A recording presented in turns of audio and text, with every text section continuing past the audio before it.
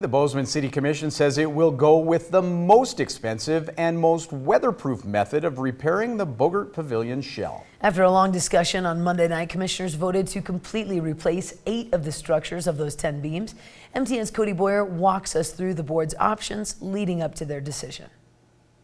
Bozeman City Commissioners have 4 options on the table, ranging from fixing the shell after it partially collapsed nearly 4 months ago to destroying it completely. It's a decision that those that enjoy Bogert and the shell that has stood here for decades say could change the face of the park altogether.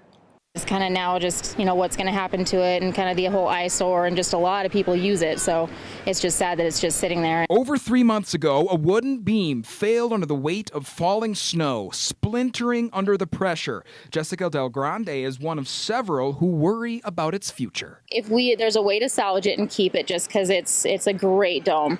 If the rest of the structure isn't safe to keep, then, I guess there's no other way around it. For Bozeman Strategic Services Director John Henderson, came down to 4 choices. They really span the range of everything from splicing some of the rotted sections out of the failed beam and replacing it with new wood to replacing one of the beams in its entirety and 3 other half beams. Now, the City Commission were working with 4 different options. Option number 1 was a range between about $180,000 and about $230,000 involving the repair of 1 beam and a portion of the beams around it. That includes weatherproofing.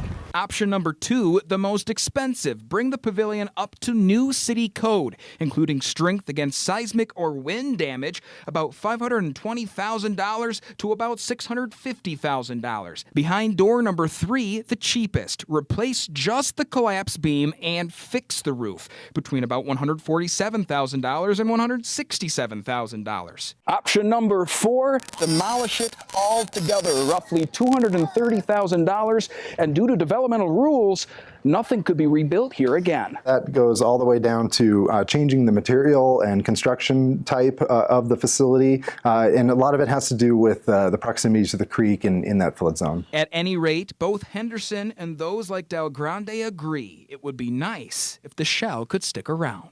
Save it for sure. You can't save it, rebuild it. In Bozeman, Cody Boyer, MTN News. Now, this decision would bring the shell completely up to date with the current building code. It is still up to the city manager to pursue the decision and figure out that financing.